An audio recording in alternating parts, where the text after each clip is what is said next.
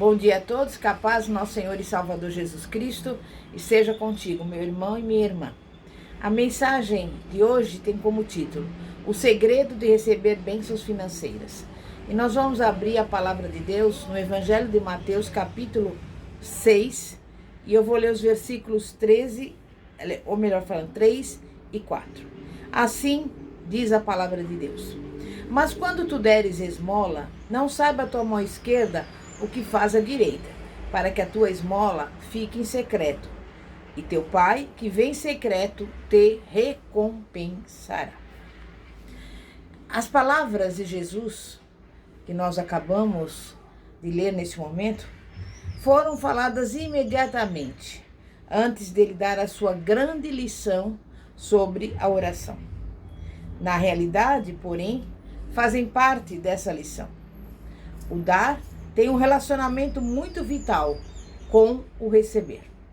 O propósito de Deus em recebermos abundantemente é para darmos abundantemente. E para tornar mais enfática essa lição, Jesus terminou as suas palavras sobre a oração com uma admoestação contra o acúmulo de bens materiais. Ele disse: Não acumuleis para vós outros tesouros sobre a terra, onde a traça e a ferrugem corroem, e onde ladrões escavam e roubam. Mas ajuntai para vós outros tesouros no céu, onde traça nem ferrugem corrói, e onde ladrões não escavam nem roubam. Mateus 6, versículo 19 e 20. O segredo de receber abundantemente envolve a arte de dar em abundância. Em Mateus 10, 8 está escrito: De graça recebeste, de graça dai. Esse princípio é bidirecional. Os que dão livremente também receberão livremente. Dai e dar-se-vos-á boa medida, recalcada, sacudida, transbordante, generosamente vos darão, porque com a medida com que tiveres medido, vos medirão também. Lucas 6,38. Mas muitos fracassam porque querem que Deus dê a eles, mas são sovinas para com Deus. Querem que ele transporte montanhas para eles, mas são mesquinhos nas suas contribuições à casa de Deus. E qual é a causa principal das pessoas reterem as suas contribuições à casa de Deus? Não é a incredulidade e a incerteza do futuro? Há o medo de que Deus talvez os desampare posteriormente. Não seria melhor acumular a máxima reserva financeira possível? Veja bem, Deus não proíbe as providências apropriadas em prol da nossa família, mas ao fazê-las, devemos fazer a mesma coisa em prol da obra de Deus. Aqueles que não podem confiar em Deus para a sua própria segurança, não têm nenhuma fé real de que Deus é um Deus que responde à oração. A fé é um ato, a contribuição é um ato de fé. Dar é a verdadeira segurança de continuar a receber. Na vida de quase todo homem que foi intensamente usado por Deus, houve uma ocasião em que pareceu ser conclamado por Deus a abrir mão de tudo. Era colocado numa posição na qual parecia não ter nenhuma segurança humana. Ou abriu mão de um negócio próspero, ou de uma posição de responsabilidade, ou um ente querido foi repentinamente arrebatado da sua vida. Abraão enfrentou semelhante provação quando Deus lhe pediu que desse seu filho Isaque como sacrifício. Aqueles que querem ser discípulos de Cristo devem estar dispostos a abrir mão de tudo. Deus quer saber se o homem realmente dá o máximo valor às coisas eternas ou temporais. Semelhante teste veio ao jovem rico. Foi a Jesus para lhe perguntar o que poderia fazer para receber a vida eterna. E a resposta de Jesus o deixou tonto. E diz assim a palavra de Deus em Marcos 10, 21. Mas Jesus, fitando, o amou e disse: Só uma coisa te falta. Vai, vende tudo o que tens, dá aos pobres e terás um tesouro no céu. Então vem e segue-me. Sabemos que o jovem retirou-se triste, porque era dono de muitas possessões. Pedro observou, em tom um pouco triste, que eles tinham abandonado tudo para seguir Jesus. O Senhor voltou-se para ele e fez a seguinte observação: ninguém há que tenha deixado casa, ou irmãos, ou irmãs, ou mãe, ou pai, ou filhos, ou campos por amor de mim e por amor do Evangelho, que não receba, já no presente, o cêntuplo de casas, irmãos, irmãs, mães, filhos e campos, com perseguições, e no mundo por vir a vida eterna. Marcos 10, versículos 29 e 30. Jesus disse que ninguém deixava casa e campos sem receber, já no presente, o cêntuplo, inclusive casas e campos. E, além disso, a vida eterna no mundo do porvir. Mas, primeiramente, a pessoa precisa comprovar que deseja a vida eterna mais do que todas as casas e campos do mundo inteiro. Cristo nunca desaprovou as pessoas que contribuíam, mesmo quando tinham pouco para dar.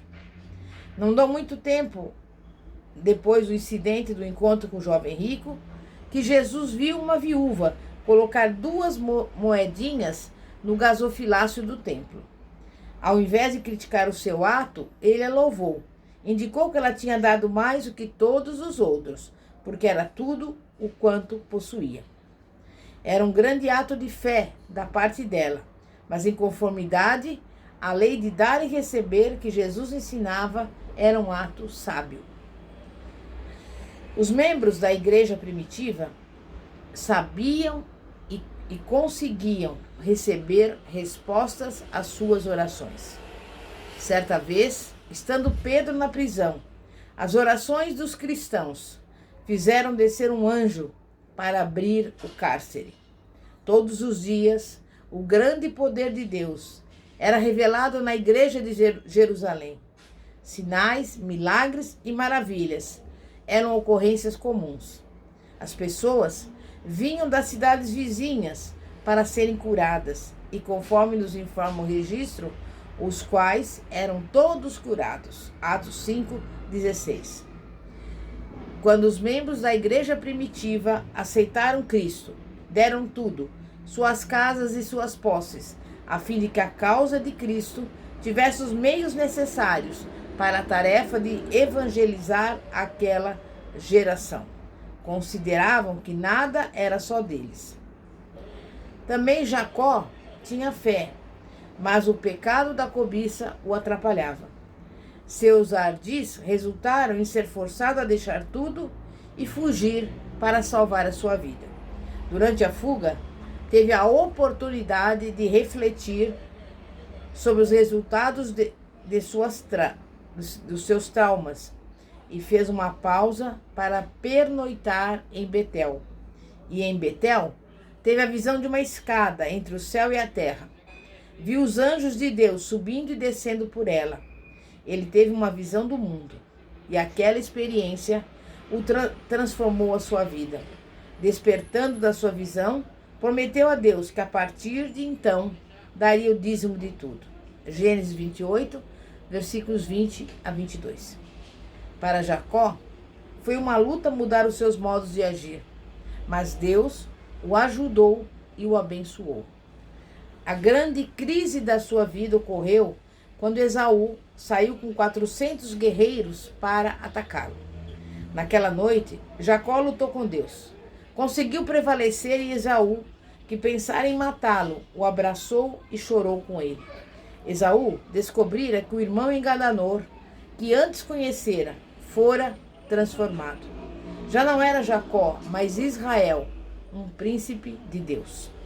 Na primeira carta de João 3:22 está escrito: e aquilo que pedimos dele receberemos, porque guardamos os seus mandamentos e fazemos diante dele o que lhe é agradável.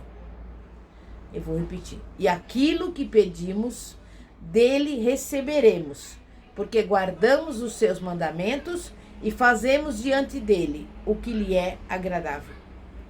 Esse contexto se refere ao dar. Ora, aquele que possui recursos deste mundo e vira seu irmão padecer necessidade e fechar-lhe o seu coração, como pode permanecer nele o amor de Deus? A lei de dar e receber é uma lei que desempenha um papel importante na vida dos homens e das mulheres. É uma lei que é tão invariável na sua operação quanto a lei da gravidade. Em Mateus 18, versículos 18 e 19 está escrito: Em verdade vos digo que tudo que ligardes na terra terá sido ligado no céu, e tudo que desligardes da terra terá sido desligado do céu. Em verdade também vos digo que se dois dentre vós sobre a terra concordarem a respeito de qualquer coisa que porventura pedirem, ser-lhes-á concedida por meu Pai que está nos céus. Chegamos aqui a um outro segredo de orar para transformar coisas: o poder da concordância. Em Mateus capítulo 18, Jesus Cristo menciona a sua igreja. Trata do problema de levar os membros à união e dá instruções especiais a respeito de preservar esta união. Então, Jesus chega ao ponto culminante do seu ensinamento, ao mostrar o grande poder que está disponível quando os homens oram juntos, com um só propósito e uma só atitude. Por mais poderosa que seja a oração de um indivíduo, não se pode comparar aos resultados possíveis quando duas ou mais pessoas oram em conjunto. Na união, há força. No mundo espiritual, essa força é multiplicada. Josué disse aos filhos de Israel: um entre vós afugentará 1000. Josué 23:10. Mas Moisés declarou que 2 afugentariam 10.000. Quando 2 concordam entre si em oração, o poder dos 2 fica 10 vezes maior do que o de um só. Quando os membros do corpo de Cristo oram juntos em total acordo, suas orações se tornam irresistíveis e fazem com que até mesmo as montanhas sejam removidas diante delas.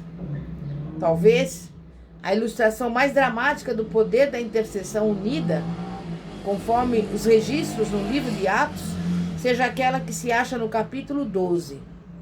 Naqueles tempos, a perseguição tinha chegado ao auge. Herodes prendera Tiago, irmão de João, e o matara com a espada. Pedro também foi levado à prisão, e parecia que um fim semelhante o aguardava. Entre mentes, um grupo de guerreiros de oração reuniu-se na casa da mãe de Marcos para fazer intercessão contínua pelo apóstolo. Pedro, pois, estava guardado no cárcere, mas havia oração incessante a Deus por parte da igreja a favor dele. As orações unidas conseguiram tocar o céu. A fé alcançou uma intensidade maior do que aquela que algum deles possuía individualmente no momento. O resultado da oração foi que os planos de Herodes foram completamente frustrados.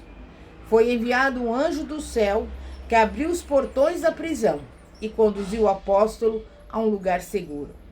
Esse é um exemplo de como a oração unida pode vencer qualquer crise grave que a igreja tenha de enfrentar. Em nenhum lugar o poder da união é revelado mais enfaticamente do que na oração de Jesus para os seus discípulos serem um. Jesus estava para passar à igreja a tarefa de evangelizar o mundo.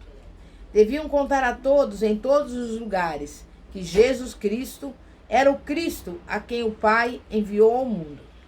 Como o mundo poderia ficar convicto de que Jesus era o Filho de Deus? A resposta foi que se a igreja apresentasse uma frente unida, se demonstrassem ao mundo que realmente amavam uns aos outros, se orassem juntos em perfeita harmonia, o mundo passaria a crer. João 13:35 diz: Nisto conhecerão todos que sois meus discípulos, se tiverdes amor uns aos outros. E assim, mediante a concordância na oração, os poderes do inferno podem ser amarrados de tal forma que os seus ardis malignos podem ser completamente derrotados. Amém, meu irmão? Amém, minha irmã? E nós vamos orar em concordância, para que todo poder do inferno, toda intenção maligna contra a Igreja de Jesus Cristo, contra as nossas vidas, seja destruída e lançada no abismo na autoridade do nome de Jesus.